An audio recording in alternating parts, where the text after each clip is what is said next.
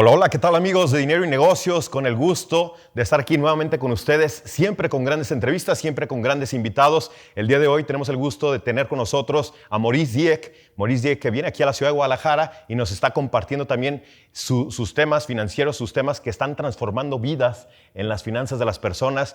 Muchísimas gracias por querernos acompañar en esta entrevista. Muchísimas gracias por todo el contenido, porque sin lugar a dudas estás generando un bien a la cultura ahora sí, del bolsillo del mexicano, Maurice. Muchas gracias, Fernando. Qué gusto estar aquí compartiendo por dos cosas. Número uno, por la invitación. Y número dos, porque mencionaste mi nombre exactamente como se pronuncia. Y eso es difícil. Transformando vidas a través de las finanzas. ¿Cómo nace todo esto? Sabemos que en general en Latinoamérica adolecemos de cultura financiera. ¿Cómo nace tu gusto por ello? En el mundo en el que vivimos actualmente, podemos poner como referencia el COVID si quieres.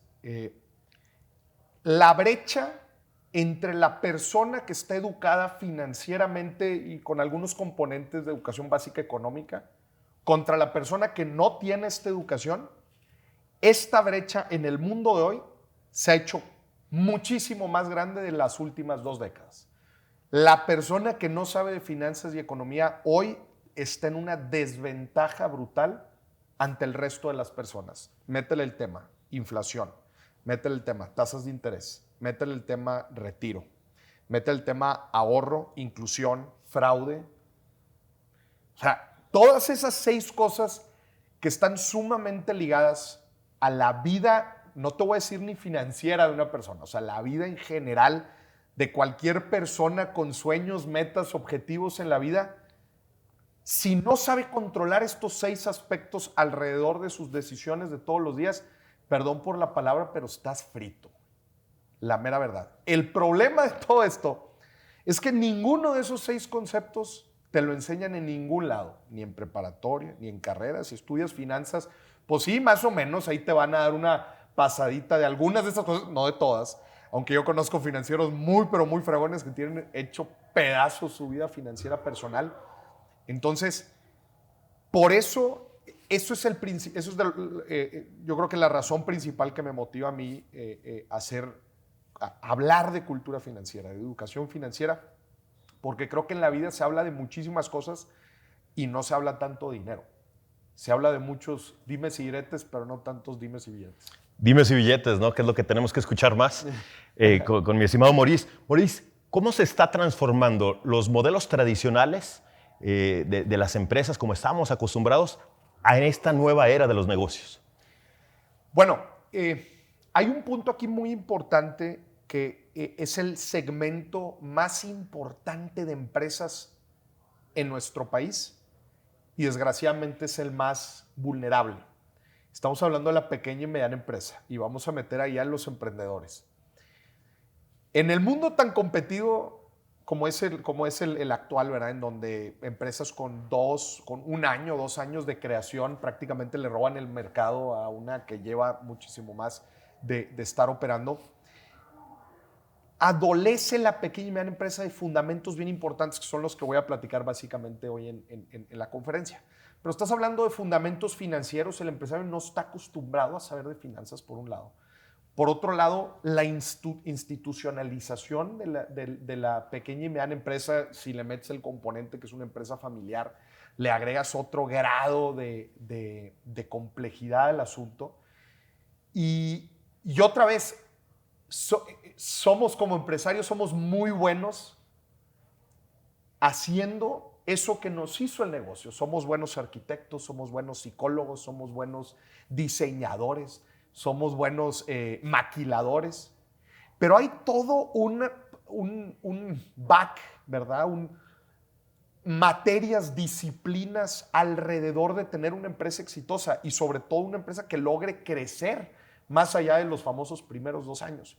Entonces, yo creo que son varios de los dolores, pero si pudiera resumir en uno es la falta de institucionalización para después llegar a una digitalización. O sea, sí, obviamente, vemos ahorita de lo que todos están hablando, inteligencia artificial y cómo lo podemos aplicar a nuestro negocio, cómo lo digitalizamos, utilizamos soluciones tecnológicas, etc. Sí, ese es un punto importante, pero sobre qué estás construyendo tu negocio. Y creo que eso es una parte fundamental de lo que vine a hablar hoy. Perfecto. Decimos de todo lo que adolecemos. Me gustaría saber, en tu opinión, ¿cuáles son los principales desafíos financieros que tiene el empresario de hoy? Es impactante cómo los empresarios actuales no te saben leer los estados financieros de un negocio, por ejemplo. Claro. Oye, finanzas mezcladas, finanzas personales y las finanzas del negocio mezcladas, mal manejo del flujo efectivo, no tener las herramientas adecuadas para saber manejar esto. Oye, mucho de la operación todavía la siguen llevando en un Excel, por ejemplo. Operaciones sumamente complejas que después no te dan a ti la información suficiente para tomar decisiones. Eso es lo más, o sea, las decisiones más importantes en un negocio tienen un fundamento financiero. Si no, prácticamente estás decidiendo así.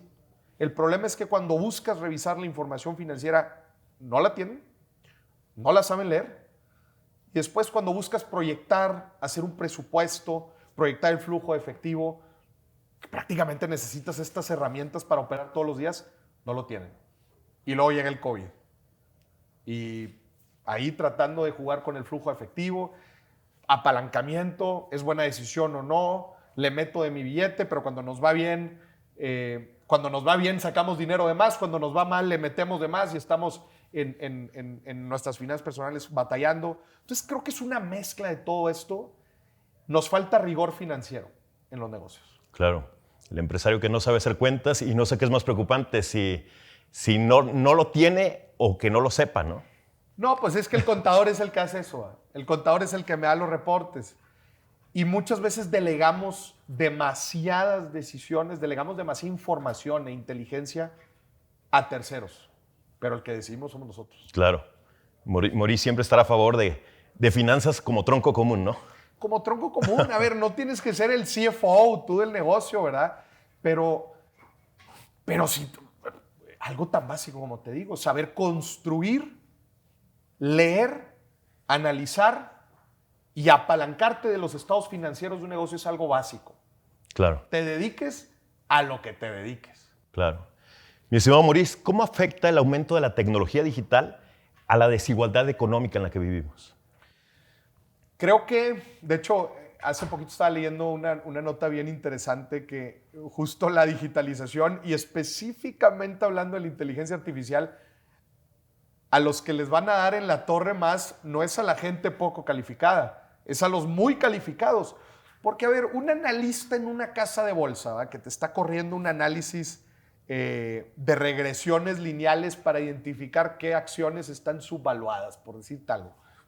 Pues esa persona analiza ciertos indicadores de la información financiera de las empresas, de las variables económicas y la fregada, y pues corre su regresión. Esa es una persona altamente calificada en la industria financiera, podríamos decir. Eso ya se va a poder hacer con un clic.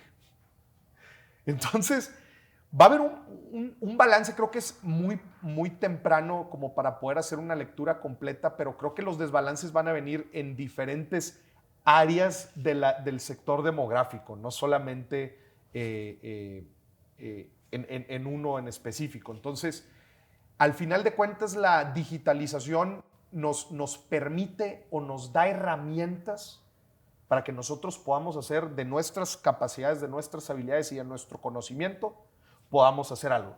La gran pregunta aquí es, ¿cómo lo vas a aprovechar? Y sí, obviamente, se está creando una brecha importante. Al principio te hablaba de la brecha financiera. Esa es una. La brecha digital es otra. Y esa, ¿cuál es más delicada? Una u otra. Difícil de responderte eso, pero son brechas que están ahí. Si tú me preguntaras a mí, los modelos educativos a nivel internacional deberían de tener dos premisas muy, muy claras. El joven de hoy necesita saber de finanzas y economías el futuro y necesita saber de tecnología.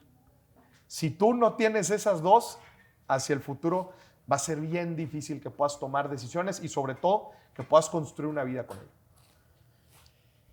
Hablas de finanzas personales, hablas de finanzas empresariales, mi estimado Maurice, y hablas también de fundamentos de inversión o para invertir. ¿Qué crees, primero, cuál es la de mayor gusto para ti y en cuál crees que adolecemos más? ¿Qué nos hace falta conocer más? los fundamentos de finanzas personales y finanzas empresariales son exactamente los mismos. Ingresos, gastos, utilidad, ganancia, ahorro, inversión, deuda, apalancamiento, inversión. Finanzas, haz de cuenta que es lo mismo en todos los rubros. Cuando te metes a los negocios, cambian ciertos... estás lidiando con accionistas, estás lidiando con un equipo, claro que es importante, pero al final de cuentas los fundamentos terminan siendo los mismos. Cuando son finanzas personales, le metes el tema emocional, lo cual lo vuelve también un poco, pero también en las finanzas empresariales también le metes el concepto emocional. Si tú me preguntas cuál me gusta a mí, que las finanzas empresariales, en las finanzas personales ayudas a la gente, en las empresariales ayudas a las empresas, que de cierta forma ayudan a las... A mí me tocó dar consultoría a una empresa, creo que es de los proyectos más chingones que me ha tocado. Me tocó transformar por completo el esquema de compensación variable de una empresa gigante. Y cuando me tocó, fue un proceso de como 6 meses, cuando me tocó presentar el proceso final, el resultado final del esquema de compensación, la gente iba a pasar a ganar 30% más en su compensación, iba a estar más alineada a ciertas actividades, ciertos objetivos, resultados. Madre, eran 700 personas, y que todos les iban a tener una transformación basado en un análisis y en un... Es bonito, al final de cuentas es bonito y los fundamentos de las inversiones, como platicabas, pues te ayudan a ir creciendo un patrimonio que después puedas utilizar pues, para tener libertad financiera, para tener estabilidad cuando te retires. Al final de cuentas las finanzas para eso son, para crear estabilidad en tu vida y poder tener experiencias positivas. La forma en que tú eso lo vayas empatando con tus sueños, con tus anhelos, creo que ahí es donde está el truco. Nos falta en la vida mayor planeación estratégica, mayor planeación financiera. Y hablando de planeación, ¿cuáles son los próximos planes de Maurice Dieck? ¿Qué viene para ti? ¿Tienes podcast, tienes libro, tienes asesorías y consultorías, charlas también, conferencias? ¿Qué podemos esperar de Maurice Dieck en los próximos años? Años, te fuiste muy lejos. El siguiente semestre estamos por lanzar una aplicación de administración financiera para el celular, en primera etapa para personas. Esperemos que en un futuro lo podamos escalar a empresas. Y también tenemos ahí algunos proyectos, no puedo tampoco hablar tanto, pero tenemos algunos proyectos de... ¿Cómo te lo digo sin decírtelo? de pantalla grande, nada más digámoslo así de esa manera. Excelente. Todo con el objetivo de promover la educación financiera. Yo lo primero que dije cuando vi cómo operaba la inteligencia artificial, lo primero que se me vino a la mente fue, híjole, ahora va a ser facilísimo estafar a la gente. Eso fue lo primero que dije. Cuando tú ves que a un robotcito le puedes meter 5 minutos de lenguaje de alguien, y te puede replicar una conversación hablada, vamos a necesitar crear candados, verificadores, para en un futuro estar blindados de este tipo de amenazas. Y esto sí lo quiero dejar bien claro. La persona del futuro, Maurice, ¿qué es futuro? Madres, no sé si decirte 5 años, 10 años, o me estoy yendo muy lejos, igual y 1 año. Pero yo sí creo que tenemos una responsabilidad, todos y cada uno de nosotros, por volvernos personas mucho más conscientes en general. Conscientes de lo que consumimos, conscientes del contenido que consumimos, conscientes de los riesgos que hay afuera, de las variables y factores que impactan nuestra vida, nuestras finanzas. Tenemos que volvernos más conscientes en las decisiones que tomamos. Eso porque son tantas las amenazas allá afuera y cómo está cambiando todo tan rápido, que la neta es que quedarte atrás hoy, quedarte estancado, quedarte atrás hoy es más impactante que quedarte atrás o quedarte estancado hace 10, 15 años. Eso es lo que puedo decir sobre eso. Correcto. Te agradecemos muchísimo tus palabras, tu tiempo, esta entrevista y sobre todo felicitarte por tu labor. No, muchas gracias. Eres un profesional que está impactando positivamente también a través de las redes sociales a muchos jóvenes, a muchos empresarios y en un tema que necesitamos mucho que son las finanzas. No, muchas gracias, Fernando. Felicidades a ustedes por la revista, también somos colegas en la transformación de cultura financiera y de negocios. Hace falta más en nuestro país, entonces pues nos queda camino hacia adelante. Muy amable, muchas gracias, Maurice.